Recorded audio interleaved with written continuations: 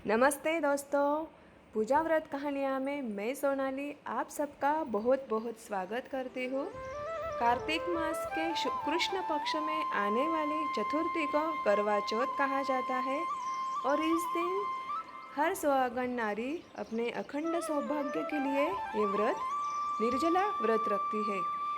यह करवा चौथ का व्रत और कथा सुनने से हर सुहागन नारी का सौभाग्य अखंड रहता है और हमारी सारी दुविधाएं मिट जाती है। तो आज हम करवा चौथ की व्रत कथा सुनेंगे। एक ब्राह्मण था, उसके 7 बेटे और रत्नावती नाम की एक बेटी थी। उसका विवाह हुआ। वो विवाह के पश्चात मायके आई। उस दिन करवा चौथ का व्रत आया। सभी भाभियों ने व्रत रखा। वो ननंद भी बोली मैं भी व्रत रखूंगी, किंतु उसके भाभियों ने कहा दीदी आप चौथ माता का व्रत मत करो क्योंकि आपसे भूखा नहीं रहा जाता। किंतु रत्नावती मानी नहीं। उसने दिन भर व्रत किया। शाम के समय भूख की वजह से वह अपना मुंह उतार कर बैठ गई। उसके सारे भाई खेत में से शाम को लौट आए। साथ में काचरा नींबूर लाए। बहन से कहा चल बहन हम नींबूर बेर काचरा खाएंगे। बहन ने कहा आज तो मेरा व्रत है, मैं चांद देखे बगैर भोजन भी नहीं करती हूँ। एक भाई ने कहा अरे बहन चल चांद तो निकल गया है, चल हमें तुझे चांद बताते हैं। ऐसा एक भाई ने कहा। दूसरे ने एक टीले पर आग लगाई और छन्नी उसके आग के सामने रख दी। दूसरे भाई ने बताया देख बहन चांद निकल गया। तब ननद ने भाभियों से कहा चलो भाभियाँ चांद निकल आया है। तब सारी भाभियाँ बोली दीदी चांद आपके लिए निकला है, हमारे लिए नहीं, तो आप दर्शन कर ले। तब बहन ने चांद के दर्शन किए और भोजन करने बैठ गई। जैसे उसने पहला निवाला लिया तो उसमें बाल निकल आया। दूसरे निवाले में कंकर निकल गया और तीसरा निवाला लेते ही उसके पति का मृत्यु का समाचार आ गया। तब वो बोली अब मुझे तो ससुराल जाना पड़ेगा। तब माँ ने कहा तुम्हारे जो सूटकेस में से जो हाथ में आए वो कपड़ा पहन लो। उसके हाथ में काला कपड़ा आया, उसने वही पहन लिया। माँ बोली रास्ते में तुझे जो भी मिलेगा उसके पैर छूते हुए जा। उसने सभी छोटे बड़ों के पैर पड़े। पालने में उसकी जेठानी की एक छोटी सी लड़की सोई हुई थी। उसने उसके भी पैर छुए तो वो छोटी सी लड़की ने उसे आशीर्वाद दिया, अखंड सौभाग्यवती भव। उसने जब सुना तो उसने मन में विचार किया इसके पीछे कोई जरूर अर्थ है। इतनी छोटी लड़की जो कुछ नहीं बोलती उसके मुंह से ऐसा आशीर्वाद निकला। रत्नावती ने पति को देह को ले जाने नहीं दिया। सभी लोग उसे उल्टा सीधा कहने लगे, किंतु वो मानी नहीं। सभी लोगों को देरी होने लगी। तब कुछ गांव के बड़ों ने गांव के बाहर दोनों के लिए एक झोपड़ी बनाई और रहने के लिए कहा। वो रोज पति के देह को पूछती और स्वच्छता रखती।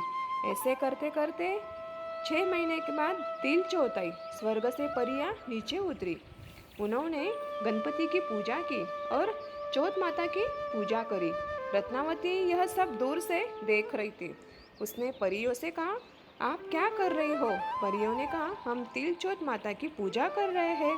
रत्नावती बोली यह व्रत मत करो, मैंने यह व्रत किया था तो मेरी पति की मृत्यु हो गई। तब परियों ने कहा तूने व्रत भंग किया जिससे तेरी ऐसी दशा हुई है।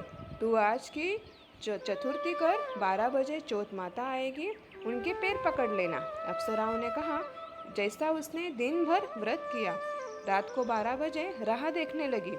चौथ माता अकराल विकराल रूप धारण कर प्रकट हुई। बड़े बड़े दांत, लंबे लंबे बाल खुले छोड़कर आवाज करती आई। ऐसा डरावना रूप देखकर रत्नावती बिल्कुल नहीं डरी। उसने माता के पैर पकड़ लिए। माता बोली हे दुष्टनी, हे चंडालनी, छोड़ मुझे। तब रत्नावती बोली मैं आपके पैर तब तक नहीं छोड़ूंगी जब तक मेरे पति को जीवन दान न मिले। तब चौथ माता बोली मैं करवा चौथ की छोटी बहन हूँ, मेरा नाम तिल चौथ है। 6 महीने के उपरांत करवा चौथ आएंगे तब तू उसके पैर पकड़ लेना। किंतु रत्नावती बोली मुझे थोड़ा और मार्ग बताओ। तब तिल चौथ ने कहा चौथ माता आएंगी उससे पहले स्नान कर। मिट्टी के नहीं तो पीतल के लोटे में ताज़ा पानी भर के रखना। उसके नीचे गेहूं की प्लेट रखना या कटोरी रखना। लोटे के ऊपर लाल कपड़ा बंधवा लेना तथा एक कटोरी नहीं तो मिट्टी का दिया रखना।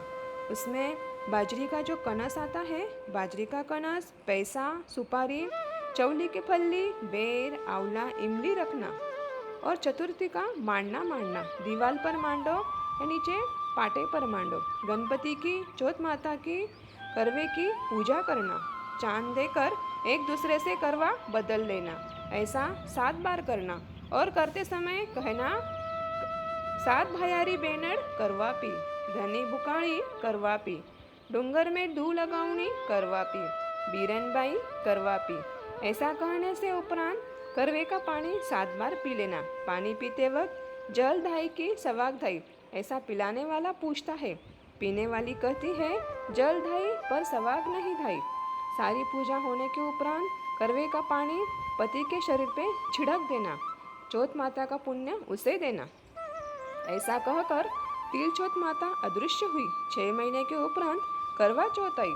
रत्नावती ने जैसा कहा वैसा किया। रात को 12 बजे चौथ माता ने उसे दर्शन दिए और उसके पति को जीवित किया।